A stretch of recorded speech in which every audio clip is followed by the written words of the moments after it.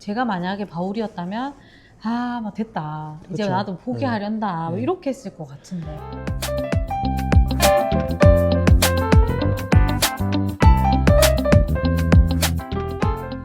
네, 여러분 안녕하세요.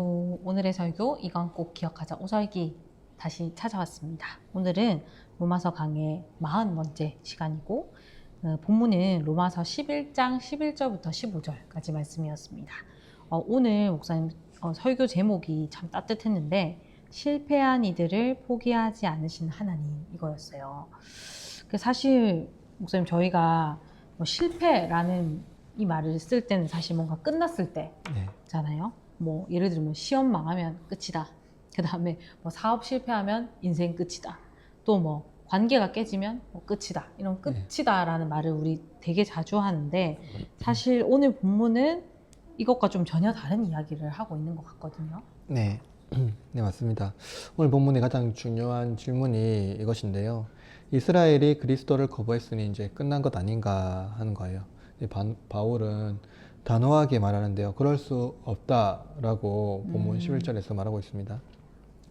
이스라엘은 실패했습니다. 그래서 그들이 실패한 핵심적인 거는 예수님을 거절한 거죠. 네. 배척한 겁니다. 그리고 그들은 하나님의 아들을 십자가에 못 박았습니다. 그런데 하나님은 그 실패를 가지고 더 큰 구원 역사를 이루셨다는 거죠. 실패를 가지고 구원 역사를 이루셨다? 네, 바울은 이렇게 말하는데요. 그들의 범죄로 구원이 이방인에 이르렀다. 이스라엘이 거절했는데 복음이 이제 이방인, 그죠? 우리에게로 그렇죠. 복음이 이방 세계로 흘러갑니다. 이스라엘을 넘어서 이제 소아시아로, 그리고 헬라, 로마, 그리고 이제 우리에게까지 이어지게 된 거죠.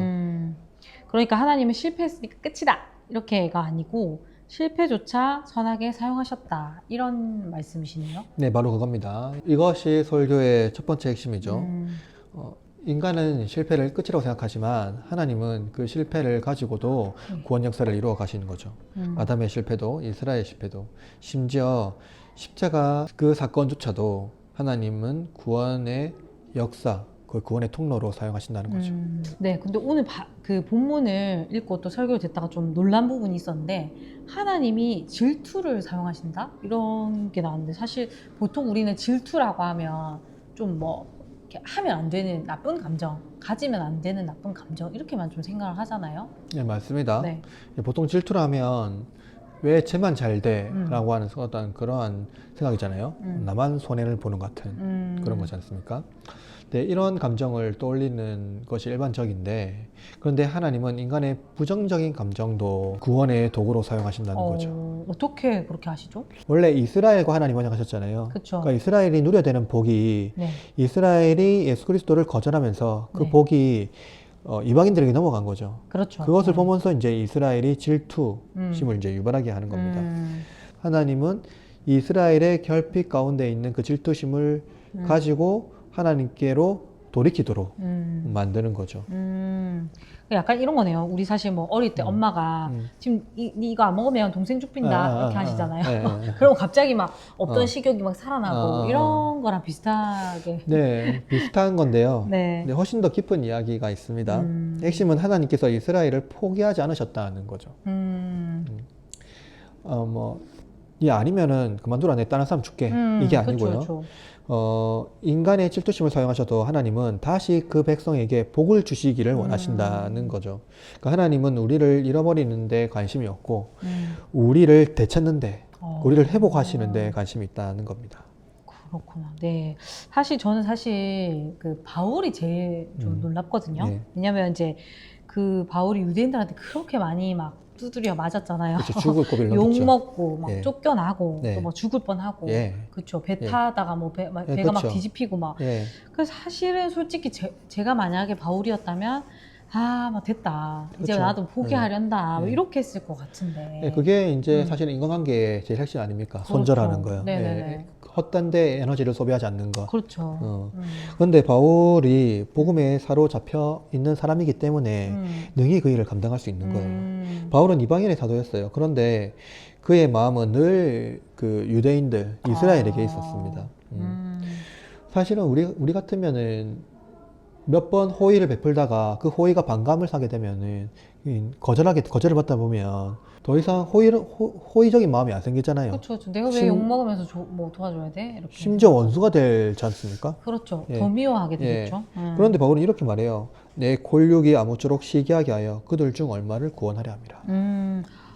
근데 사실 너무 신기한 것 같아요, 솔직히. 음. 이제 바울은 음. 아무리 봐도 유대인을 미워할 이유가 충분하거든요. 그쵸. 네. 그렇습니다. 음. 그런데 복음이 사람을 바꾸는 거죠. 아. 복음은 원수를 사랑하게 합니다. 음. 복음은 상처를 사명으로 바꾸고요. 복음은 복수를 국률로 바꾸기도 합니다. 복음은 자신의 성공보다 자기 동족의 구원을 더 기뻐하도록 이끕니다. 이 바울을 보면서 우리는 알 수 있죠. 네, 그래서 저도 이 설교를 들으면서 이런 생각이 들었어요. 우리는 사실 자주 좀 비교하잖아요. 네. 뭐 예를 들면 저 사람이 실패하면 나는 성공한다. 그리고 저 사람 부족하면 네. 나는 오히려 괜찮다. 네. 근데 사실은 바울은 이런 논리로 얘기를 하지 않는 것 같거든요. 그렇죠. 그렇죠. 네. 그 중요한 부분이 오늘 설교에서 이제 적용으로 나오는데요. 네. 이 복음에 충만한 사람은 남의 실패를 보고 우월감을 느끼지 않습니다. 네. 그리고 그것을 통해서 자신의 존재를 증명하려고 하지도 않는다는 거죠. 오히려 그 실패를 보고 군기로 여긴다는 겁니다. 근데 어떻게 그렇게 될 수가 있을까요? 왜 그런 걸까요? 이 복음에 아주 깊이 빠져 있는 사람, 네. 그리고 복음에 충만한 사람은 자신이 예전에 어떻게 하나님의 은혜로 구원받았는지를 알고 있고 네. 그것을 과거의 생각으로만 머물러 있지 않고 항상 현재와 상황에서 그것을 자꾸 되뇌이기 때문이죠. 이 복음은 이렇게 말해요. 너도 원래 잃어버린 자였다. 너도 원래 실패한 자였다. 너도 원래 은혜가 필요한 사람이다. 그런데 복음에 충만한 사람은 이제 비교하지 않고 정죄하지 않고 포기하지 않습니다. 왜냐하면 하나님의 사랑이 끊임없이 나에게 채워지고 있고 그 사랑이 너도 필요하기 때문에 그렇죠. 그래서 사실 이 마지막 부분이 정말 좀 큰 감동이 되는 부분이었는데 이게 바울은 이스라엘의 회복을 죽은 자 가운데서 살아나는 것이라는 표현을 하거든요. 네. 네네. 15절에 나오잖아요. 네. 이스라엘 다시 받아들이는 것. 그게 뭐냐면은 이 이스라엘 버려짐으로써 세상이 풍성하게 되고 이방인이 풍성하게 됐다라고 말하거든요. 네네. 그리고 이제 15절에서는 화목하게 되었다라고 말하고 있는데요.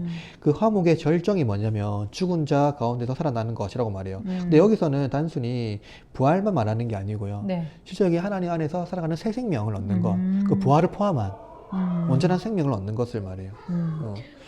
그러니까 이제 결국은 바울의 관심도 뭐 이스라엘 민족에만 국한되어 있는 게 아니라 이스라엘도 그리스도께 돌아오는 것. 그렇죠. 네. 이방인이 그리스도께로 돌아온 것 같이 하나님께서 원래 이스라엘에게 언약하셨고 이스라엘에게 요구했던 그 방식은 이스라엘이 그리스도 안에서 합평을 누리는 거거든요. 하나님과. 예.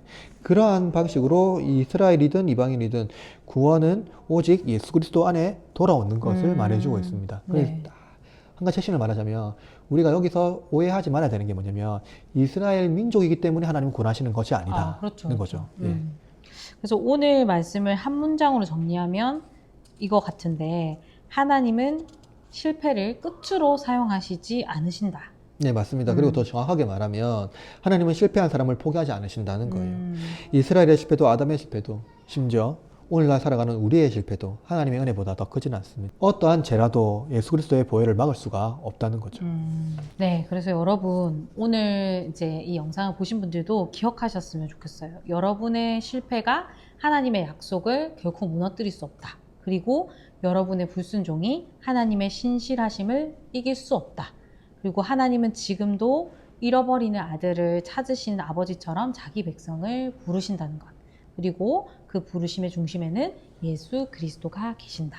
네, 그렇죠. 그래서 우리는 어떠한 실패 또 어떠한 좌절 가운데서도 낙담하지 않아도 됩니다. 실패보다 크신 하나님, 죄보다 크신 하나님의 은혜, 죽음보다 크신 그리스도의 생명이 우리 안에 있기 때문이죠. 네, 그래서 오늘 너무 소망이 되는 말씀이었고 그 실패라는 단어가 뭐 이렇게 좀 다르게 느껴진 적은 또 처음인 것 같아요. 그래서 이번 한 주간 오늘 말씀을 붙들고 실패를 넘어서는 더 크신 하나님의 은혜를 누리는 한 주가 되었으면 좋겠습니다. 여러분 감사드립니다. 감사합니다.